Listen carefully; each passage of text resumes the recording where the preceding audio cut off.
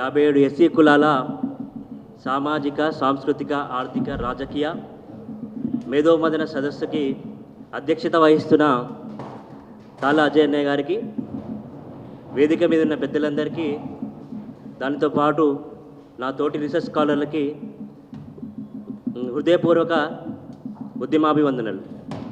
SC వర్గీకరణ అంటే ఈ సమాజంలో మొదటగా ఏమనుకుంటారంటే కేవలం మాలమాదిగల యొక్క సమస్య అనుకుంటున్నారు.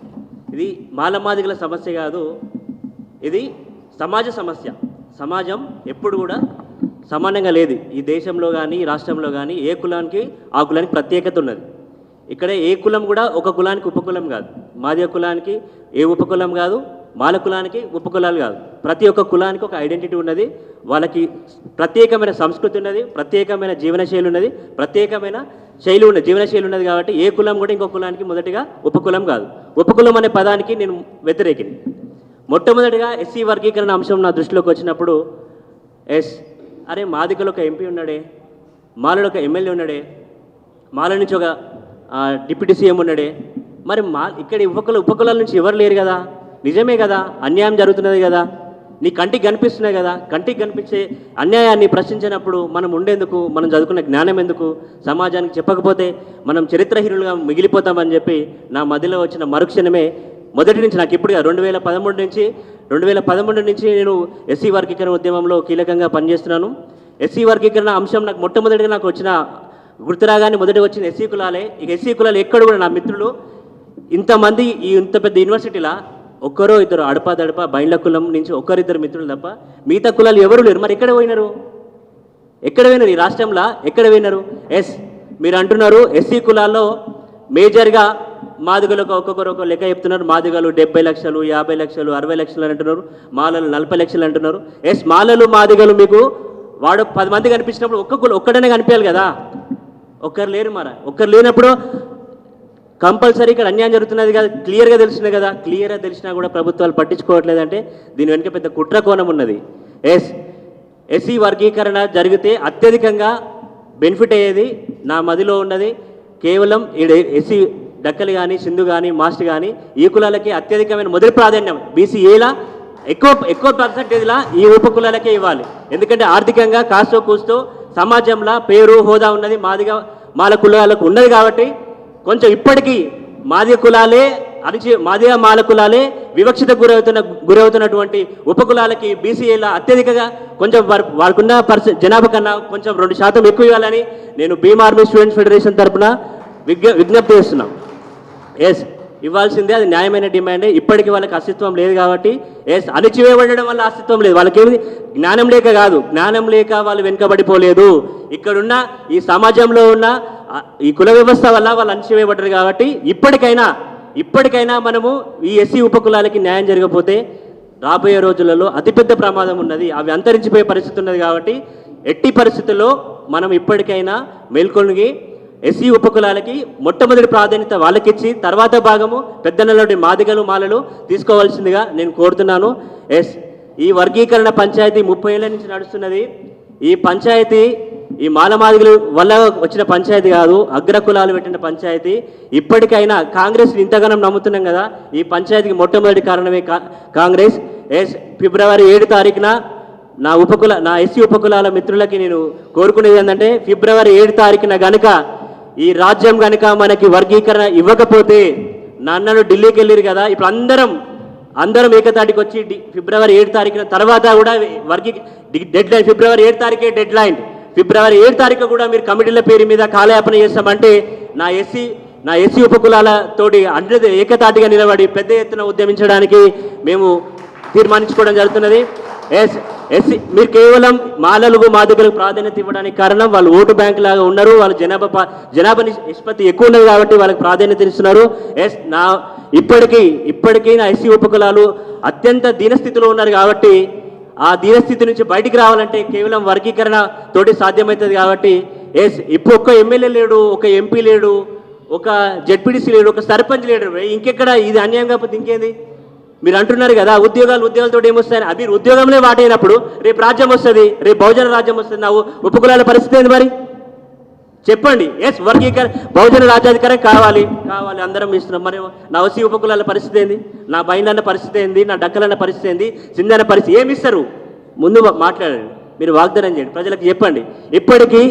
ఇప్పటికీ సమాజంలో 57 కులాలు ఉన్నాయని సంగతి ఎవరికి తెలియదు. ఎస్సీలలో ఏమనుకుంటారు? ఎస్సీ అంటే మాలా మాదిగా కాదు. ఇప్పటికీ 59 కులాలు ఉన్నాయి. ఈ మాలా మాదిగా కాకుండా ఇంకా 52 ఉపకులాలు ఉన్నాయి. మరి వాటి పరిస్థితి ఏంది? 32 కులాలు మాత్రమే ఎగ్జిస్టెన్స్లో ఉన్నాయి, మిగతా కులాలు ఎగ్జిస్టెన్స్ లేవు అంటున్నారు. ఎస్ అది నిజమైతే డేటా పెట్టండి, ఎన్ని కులాలు ఎక్కడ ఉన్నాయి, ఏం కదా, వాళ్ళ ఆర్థిక పరిస్థితి ఏంది, వాళ్ళకి ఏముంది, వాళ్ళ ఉద్యోగాలలో ఏ స్థాయిలో ఉన్నారు, రాజకీయంగా ఏ స్థాయిలో ఉన్నారు, ఎందుకు లేరు? మరి ఎందుకు లేరు? ఒక సర్పంచ్ ఎందుకు లేడు? ఒక వార్డు మెంబర్ కూడా నాకు తెలిసిన నోటీస్ లేదు. ఎవరు ఉంటే చెప్పగలరు అన్న, మీరు ఎవరైనా ఉంటే ఒక వార్డు మెంబర్ ఉన్నా నాకు చెప్పగలరు. నేను ఏ నోటీస్ కూడా నాకు లేదు. నా జీవితంలో ఏ రోజు కూడా ఒక వార్డు మెంబరు ఒక బయల సోదరుడు ఉండని నేను చూడలేదు. మాదిగా మాల ఈ 2 కులాలేనా? 59 కులాలలో 2 కులాలే ఆధిపత్యంతో ఉండి 2 కులాలు మాత్రమే అభివృద్ధి పథంలో ఉంటే మిగతా వాళ్ళ పరిస్థితి ఏంది? బీసీఏలా నా మొట్టమొదటి డిమాండ్ ఏంటంటే, మొట్టమొదటిగా బీసీఏలో వీళ్ళకి అధిక ప్రాధాన్యత ఇవ్వాలి. వాళ్ళు ఉన్న జనాభాకి వాళ్ళు కొంచెం వెనుకబడితరంలో ఉన్నారు కాబట్టి వాళ్ళు ఎంత జనాభా ఉంటే ఆ జనాభాకు 2% అదనంగా వాళ్ళకి కోటాలో ఇవ్వాలి. ఇది న్యాయమైన డిమాండ్. ఈ డిమాండ్ కనుక నెరవేరకపోతే ఎస్సీ వర్గీకరణ జరిగి వేస్ట్. మళ్ళీ నేను ఉపకులం అనుకోకూరి, నాది పెద్ద కులమే. ఆ ఉన్న కులాలలో నేను ఒక కులాన్ని, నా కులం ఈ ఉన్న కులంలో నేను ఒక కులాన్ని, కానీ నేను ఉపకులానికి సంబంధించిన కాదు. కాకపోతే నన్ను మొట్టమొదటి కలిసి వేసింది ఈ ఉపకులాలను చూసినప్పుడు నన్ను కలిసి వేసింది. అరే ఇప్పటికీ నా జాతులు ఇంకా అక్కడే ఉన్నాయి, నా ఉపకులాల సోదరులు అక్కడే ఉన్నారే.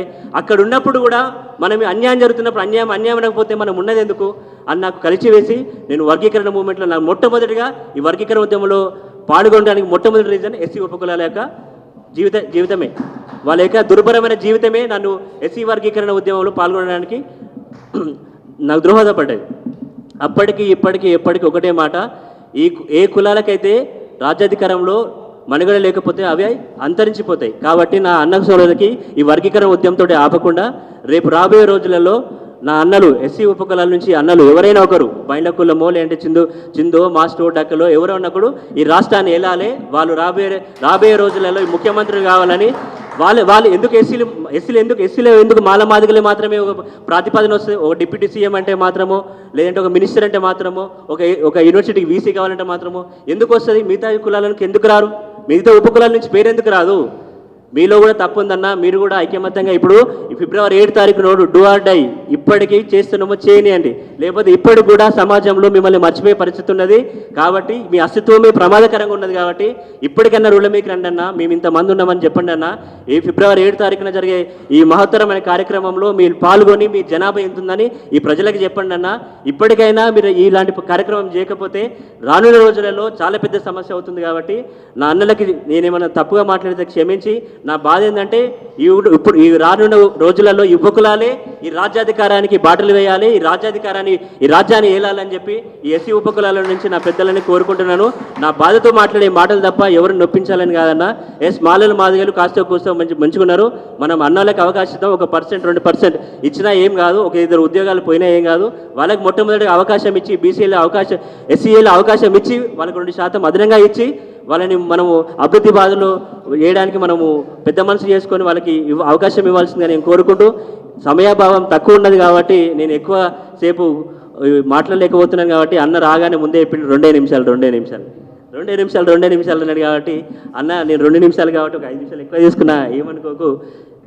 ఇంత మంచి అవకాశం ఇచ్చినట్టు ఈ కార్యక్రమం ఈ ఫిబ్రవరి 7 తారీఖు కాదు, ఎస్సీ వారికి 30 ఏళ్ల ఉద్యమంలో ఎవరు చేయని కార్యక్రమం నాజానే వేసింది. ఎందుకు? ఈ మాదిగల పంచాయతీ సమాజానికి ఎందుకు అర్థమైంది?